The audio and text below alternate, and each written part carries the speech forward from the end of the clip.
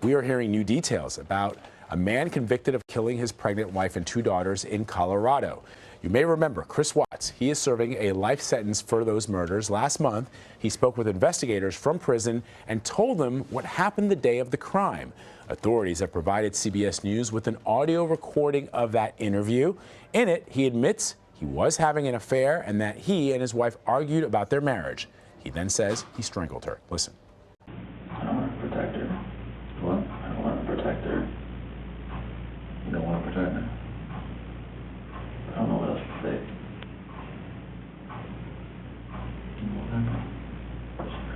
Huh? She hurt him? Yeah. And then what now? I got not hurt her. You hurt her.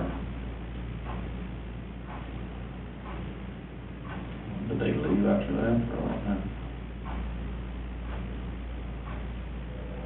So she started hurting the kids. Paper.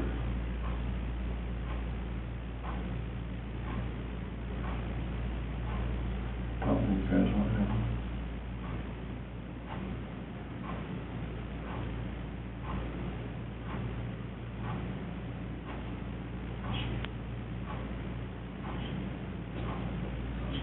one? She smelled it. Or choking. No. I didn't hear anything. And then when I was downstairs, they came back up and they were gone.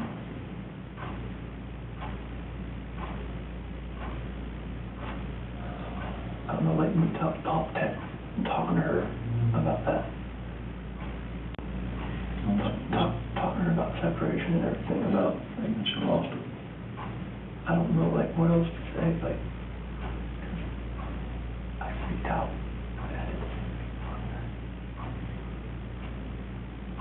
Those are my kids.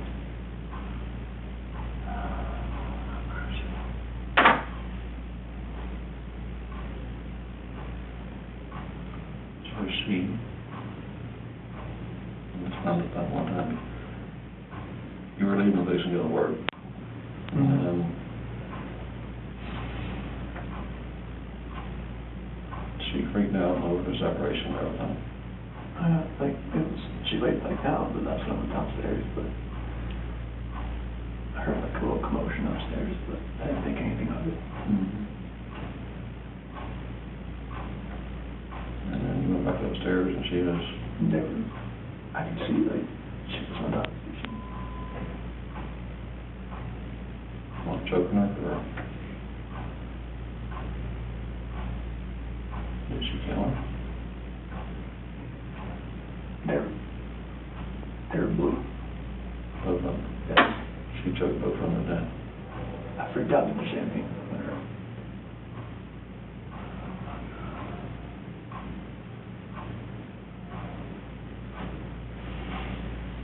How was it?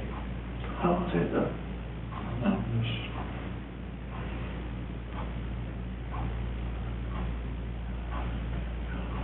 I couldn't like call the cops about it. So maybe we could do all the bodies off or something? I mean, I didn't know what else to do. I freaked out. I didn't know nothing else to do. I didn't know what to do. So she killed Lucy C. and choked him to death.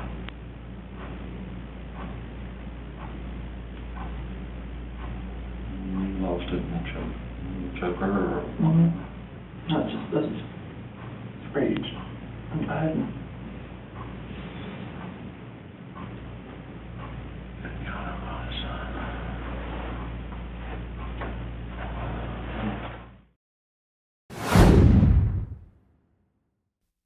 In 2018, the Watts family had everything they could ever need. 2 little daughters lit up the home that Chris and Shanann had built together, and to their delight, their 3rd child together was about to be born. But then, one terrible night, the unimaginable happened. It began with Shanann and both of her daughters disappearing out of nowhere, and ended with their dead bodies being found at Chris Watts' workplace. How did things go bad so suddenly? This is the story of the Watts family murders, carried out by a man deeply twisted. Background: Christopher Lee Watts and Shanann Catherine Ruzek, both originally from North Carolina, met in 2010, which spun them into a romance culminating in marriage in 2012. Christopher was from Spring Lake, while Shanann was from Aberdeen.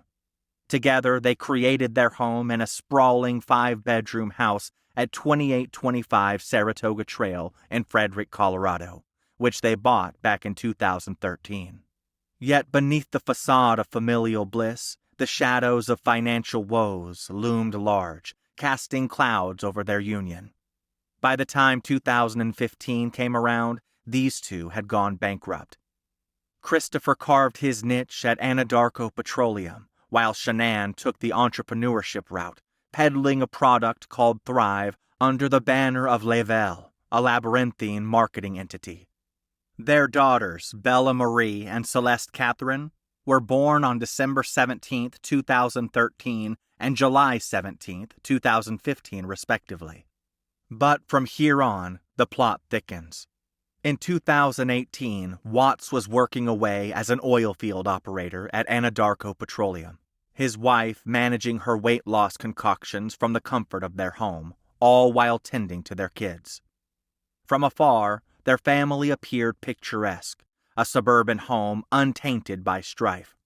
Yet behind the picket fences, whispers began to ripple, and murmurs of a change were in the air.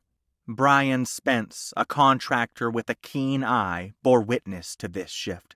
He saw the spark in Watts dim, transforming from a beacon of warmth to a dull being. In Brian's eyes, Watts morphed from an extroverted friend to a solitary figure, brimming with discontent. He recounted instances where Watts, once happy, now simmered with frustration, his patience fraying at the seams. Plus his interactions with colleagues tinged with an unsettling edge. As dusk settled, Watts lingered, no longer rushing home to the sanctuary of his family. Instead, he sought solace in the company of his coworkers, imbibing spirits long into the night.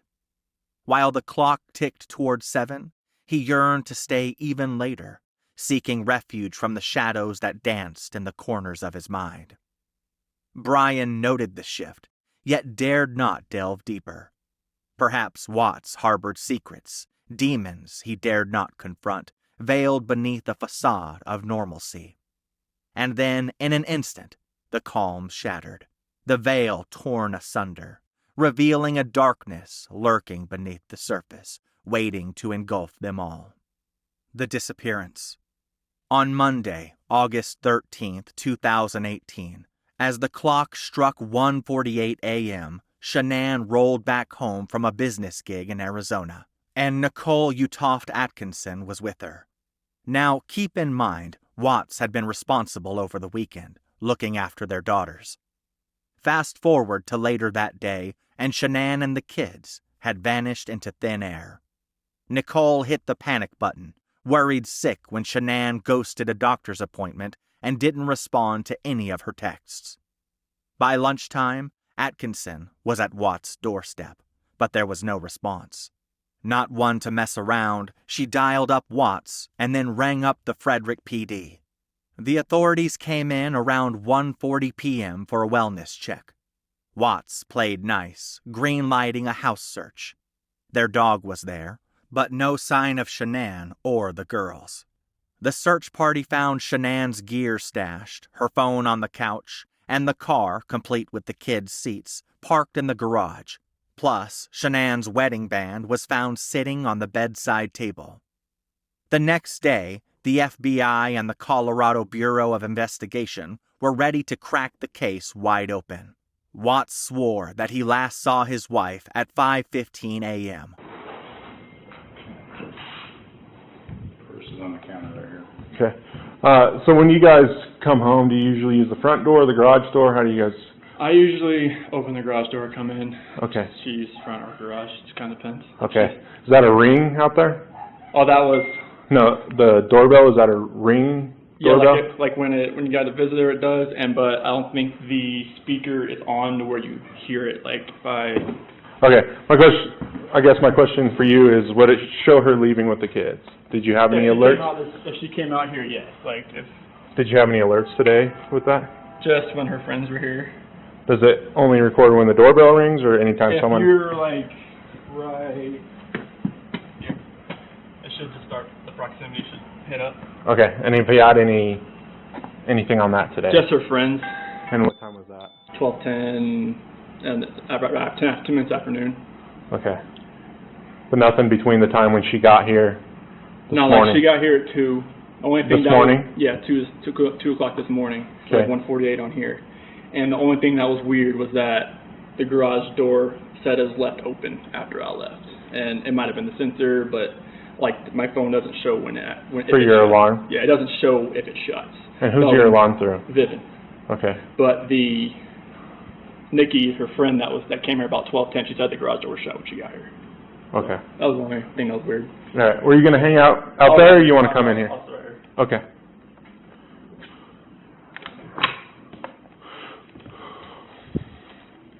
Meanwhile, he was out front, playing the concerned husband for the cameras while the bloodhounds sniffed around in the backyard. He was urging everyone to help find his wife and kids. But was Watts truly innocent in this incident? You'll soon find out. Search efforts. On August 15, 2018, the FBI jumped on board the hunt for Shanann and her girls. Watts was feeling the heat, sweating bullets as he sat down for a lie detector test. Coming in here to take a polygraph, even if people are like, I don't have anything to hide, it is nerve-wracking. And I have taken tons of polygraphs, obviously in my training. I went to 10 weeks for training. I've been a polygrapher for about 5 years. I went to the best school in the country. So I want you to have confidence in the fact that you had nothing to do with this disappearance. Like, we're going to find that out today, okay? I have the best training that they offer in the United States. We use the most validated testing. That's the way I'm going to ask you the question. So believe me, if you had nothing to do with this, I will be able to show them that today. Things became clearer when he flunked it massively. But then, things got even crazier. Later, he told everything to his father, Ronnie, and the truth finally emerged in front of the cops. Watts had killed Shanann, and finally he confessed to it. But he spun this wild story about Shanann killing the kids first. According to Chris, it was all a blur as he stumbled upon Bella's lifeless form. And then, he caught Shanann in the act of killing Celeste. That's when the rage blackout came over him, and he ended up killing Shanann by strangling her. He then claimed to have dumped all of the bodies at his workplace, Anadarko. Watts was arrested the same day, and he pointed out where he stashed the bodies on an oil field picture. Cops went to the scene on August 16th, 11 p.m. sharp. What did they find? It was a massive nightmare. 4-year-old Bella and 3-year-old Celeste. Both of them had been smothered by Watts' own hands and were found in crude oil tanks. Shanann, on the other hand, was found buried in a makeshift grave. Come August 21st, Watts was slapped with a laundry list of charges. 3 counts of first-degree murder, plus some extras for good measure. He also went out of a job, too, booted from Anadarko as soon as they got to know what had happened. Bail was denied at first, but then it was set at $5 million, with a hefty 15% down payment to even think about walking free. Fast forward to November 29th, and Colorado cops came out with some chilling security footage, showing Watts mere hours after killing his family, loading up a gas can. Police smelled foul play, suspecting he was carting off his loved ones' corpses to that grim oil field fate. Turns out, his story just didn't add up. The media was buzzing about the Watts case, tagging it as a grim example of family annihilation. That's when one family member typically goes off the deep end and commits the unthinkable. These horrors are often said to go down in August, right before the school bells start ringing, which can throw a veil over the truth. delaying the discovery and unraveling of these chilling mysteries. Candace DeLong, FBI profiler, said that these cases are rare birds because usually the perpetrator takes their own life after the deed's done. But not Watts, even though he claimed to have toyed with the idea of ending his life out of guilt for what he'd done. Watts' lawyer revealed a lot of things on Dr. Phil's show, claiming that a heated divorce argument was the trigger for Watts to kill Shanann. Their innocent little child, Bella, sadly walked in on the whole ugly murder scene. Watts, desperate to hide the truth, spun a story about her mother not feeling too hot. But then, he put Shanann's lifeless form and their girls into his work truck. The horror of what happened next is just too much to fathom.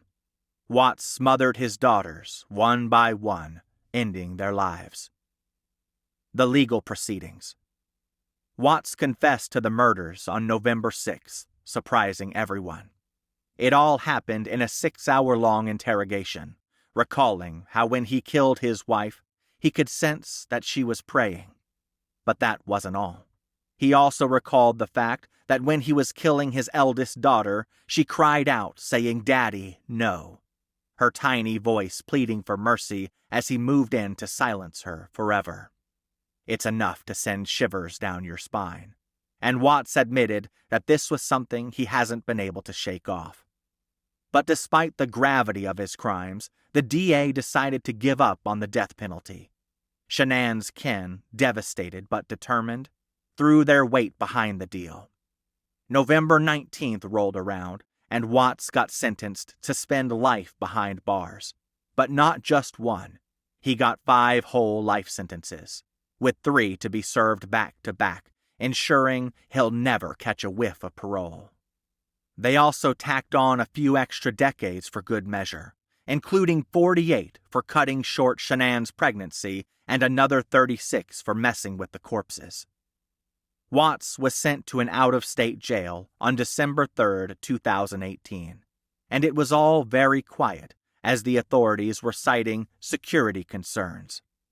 2 days later, he had landed at Dodge Correctional Institution, a fortress of a prison tucked away in Waupun, Wisconsin, where he's present as we speak. He'll be spending the rest of his days over there. When Watts' co-workers got the news of what he had done, it shocked them all. Brian Spence admitted that he knew Watts was unhappy, but most unhappy people don't resort to such extreme measures.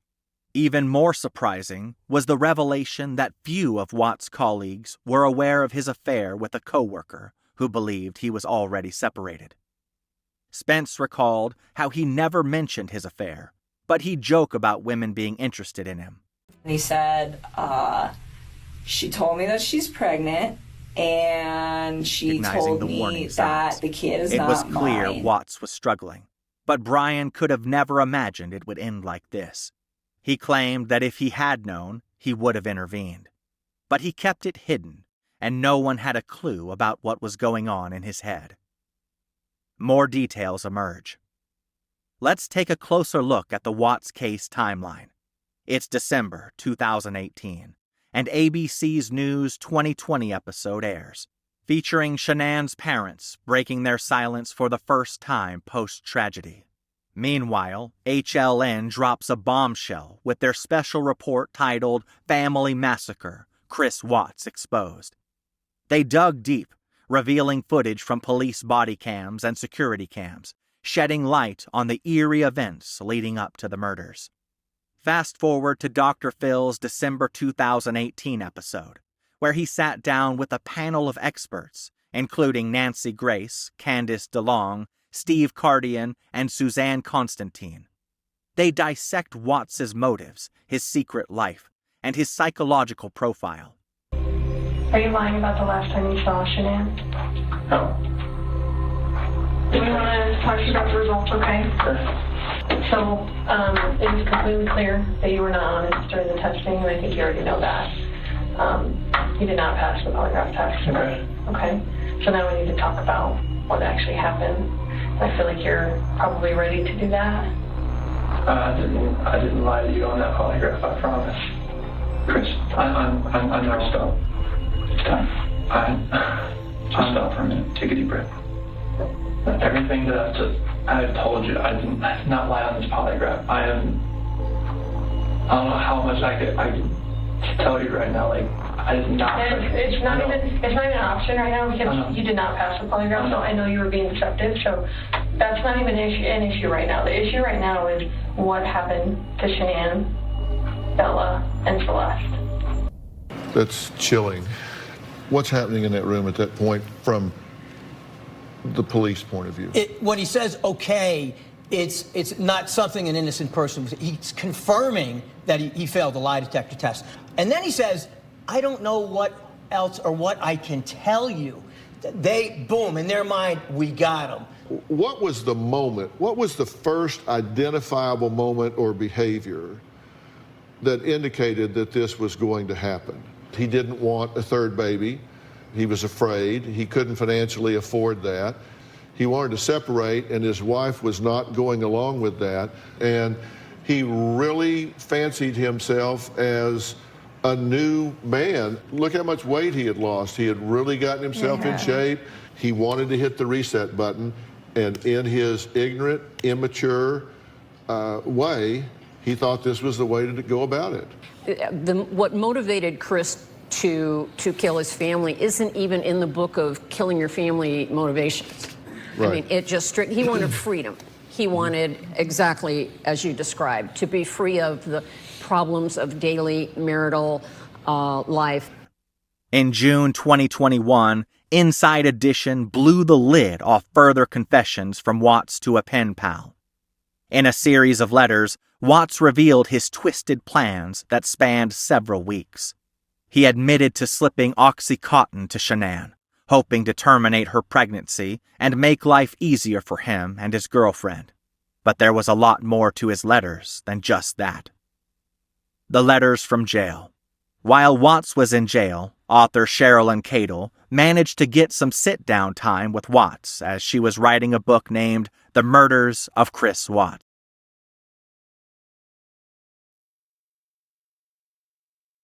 The girls are still in the truck. Okay. Did they ask you what you were doing, taking mommy out, or? Yeah, I don't remember what I told them, but they did ask that. What they say specifically? It was more of like, what are you doing to mommy? Okay. All right. And then the girls, right? Mm-hmm. Okay. You mentioned Bella was first. Cece was first. Okay. Where exactly was she when it happened? In the back seat. Okay. Was she just right next to Bella? Mm-hmm. Okay. And so once again, was it a hand over her face? Was it? It was a blanket over and my hand. And then your hand. Okay. And then so that just stopped her from breathing type thing? Okay. Did she struggle at all? I don't think so, but I was blocking her face and my hand was right here. Oh, okay. Okay. You had one hand here and one hand over her mouth? And we're just pushing her against the back of the seat type thing? Okay. What was Bella doing? She was sitting there next to it. She didn't know what was going on. Okay. Could she see you? Okay. Tell me about what you were thinking. I was thinking it's what happened. Yeah. Or any partial hint of what I feel for those girls and what I feel for my wife, but none of this would have happened, so I wasn't thinking. Okay. So she's in the back seat. Okay. And then once she's gone, then is it Bella next, or did you pull Cece out? I pulled Cece out. Okay, so once Cece's gone, Bella's still there in the car alive, and then you pulled Cece out. What'd you do with her? Okay. So she went into the tank, and Bella was still in the back of the truck alive. Okay. With regard to that tank, did you bring up Cece, put her down, open the hatch? Brought her up, opened the hatch. And put her in. Okay. And then went down to Bella. Tell me what happened there. She said what happened to Cece. first, yes. It's the same thing. It's the same thing that happened to me at CC. Did she ask you that?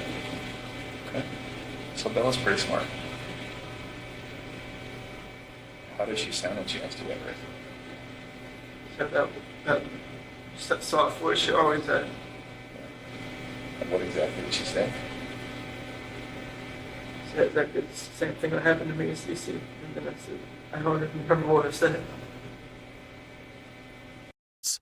She couldn't have finished the book without his input on how and why he did what he did. And Watts poured his heart out in letters to Cadel, detailing the moments leading up to the killings. In these letters, Watts described trying to smother his daughters before turning his rage on his wife, Shanann. He talked about Shanann's eyes filled with blood, her face twisted in a horrifying sight. And then, in a gut-wrenching admission, he revealed how he climbed back into bed with Shanann after attempting to end his daughters' lives. Shanann, pregnant with their third child, had no idea the horror that awaited her that morning. But here's where things take a turn for the worse. Watts' attempts to silence his daughters initially failed.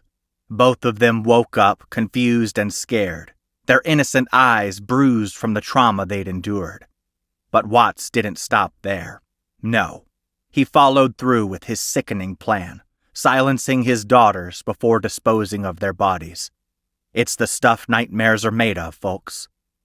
Cadel sat down with Watts for an interview, and she described how his eyes would go cold, turning black as coal whenever he brought up the gruesome details. To him, it was like talking about the weather. No remorse, no emotion, just cold, hard facts.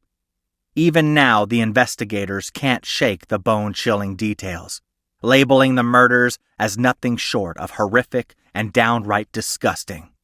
And get this, Watts had no criminal record or history of domestic violence before this nightmare. It's a stark reminder that domestic violence can rear its ugly head anywhere, claiming innocent lives in its wake. Thanks for watching, and we'll see you in the next video.